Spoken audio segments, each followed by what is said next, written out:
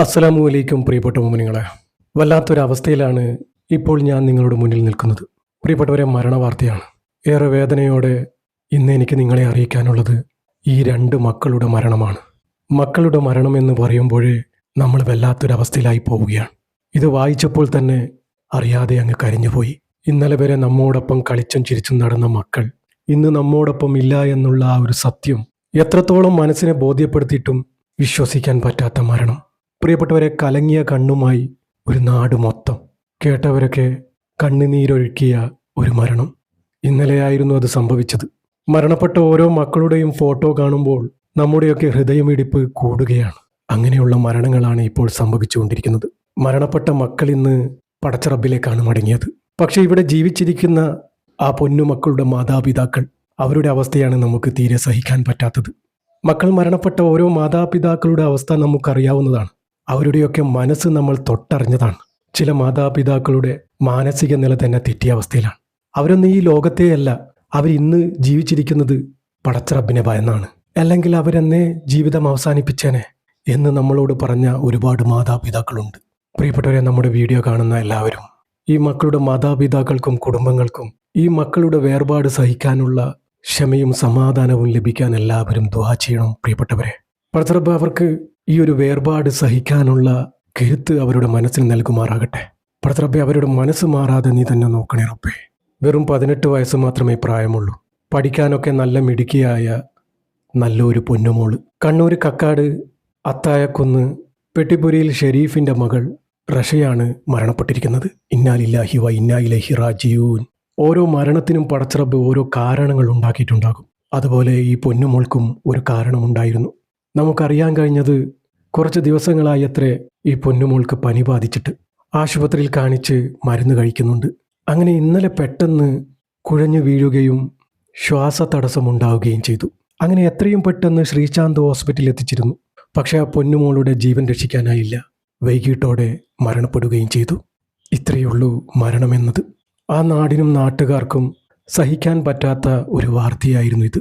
പടച്ചറബ് എല്ലാവർക്കും ക്ഷമയും സമാധാനവും നൽകുമാറാകട്ടെ. ആമീൻ.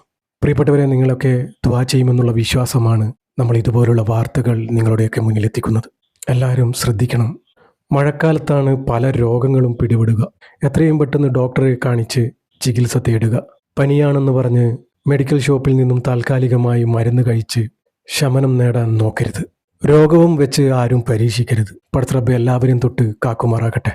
പിന്നെ ഈ ഒരു മോള് മരണപ്പെട്ടിരിക്കുന്നത് വാഹനാപകടത്തിൽ പരിക്കേറ്റ് ചികിത്സയിലായിരിക്കെയാണ് ഇന്ന് പുലർച്ചെ അള്ളാഹുവിൻ്റെ റഹ്മത്തിലേക്ക് യാത്രയായത്. ഇന്നാ ലില്ലാഹി വ ഇന്നാ ഇലൈഹി റാജിഊൻ. മലപ്പുറം തിരൂർ കോട്ട് ആലിൻ ചുവട് RGM സ്കൂളിന് മുൻവശത്ത് കച്ചവടം ചെയ്യുന്ന നടാമ്പാടി ശിഹാബിൻ്റെ പേരക്കുട്ടി സഹറ ഫാത്തിമയാണ് ഇതുപോലെ അപകടത്തിൽ മരണപ്പെട്ടു പോയത്. യാ അല്ലാഹ്, പ്രിയ മക്കളുടെ വേർപാട് സഹിക്കാനുള്ള ആ കരുത്ത് ആ മാതാപിതാക്കൾക്ക് നീ നൽകണേ റബ്ബേ. ഈ 2 മക്കളുടെ പരലോക ജീവിതം നീ റാഹത്തിലാക്കി കൊടുക്കണേ റബ്ബേ, സന്തോഷത്തിലാക്കി കൊടുക്കണേ റബ്ബേ. പടച്ചറബ്ബേ, ഖബർ വിശാലമാക്കി ജന്നാത്തുൽ ഫിർദൗസിൽ ഉന്നത സ്ഥാനം നീ നൽകണേ റബ്ബേ. പടച്ചറബ്ബേ, പൊന്നു മക്കൾക്ക് നീ സ്വർഗം കൊടുക്കണേ അല്ലാഹ്, നരകം ഹറാമാക്കി കൊടുക്കണേ റബ്ബേ. ജീവിതത്തിൽ എന്തെങ്കിലും തെറ്റുകുറ്റങ്ങൾ സംഭവിച്ചു പോയിട്ടുണ്ടെങ്കിൽ പൊരുത്തപ്പെട്ട് മാപ്പാക്കി കൊടുക്കണേ റബ്ബേ. ആ മാതാപിതാക്കൾക്ക് നീ ക്ഷമയും സമാധാനവും സഹനശക്തിയും നീ കൊടുക്കണമേ റബ്ബേ. അവരുടെ മനസ്സ് മാറാതെ നീ തന്നെ കാക്കണേ റബ്ബേ. അവരുടെ നാളെ മുന്നോട്ടുള്ള ജീവിതം നീ റാഹത്തിലാക്കി കൊടുക്കണേ റബ്ബേ, സന്തോഷത്തിലാക്കി കൊടുക്കണേ റബ്ബേ. പടച്ചറബ്ബേ, അപകട മരണത്തിൽ നിന്നും എല്ലാവരെയും നീ കാക്കണേ അല്ലാഹ്. കീറി മുറിഞ്ഞ് പോസ്റ്റ്മോർട്ടം ചെയ്യുന്ന വിധത്തിലുള്ള മരണങ്ങളെ തൊട്ട് കാക്കണേ റബ്ബേ.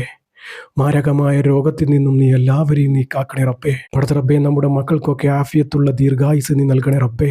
പടച്ചറബ്ബേ, നമ്മുടെ മക്കളെയൊക്കെ നീ കാക്കണേ റബ്ബേ. മക്കളില്ലാത്ത ജീവിതം ഞങ്ങൾക്ക് തരല്ലേ റബ്ബേ. അവർക്ക് വേണ്ടിയാണ് റബ്ബേ നമ്മുടെയൊക്കെ ജീവനും ജീവിതവും.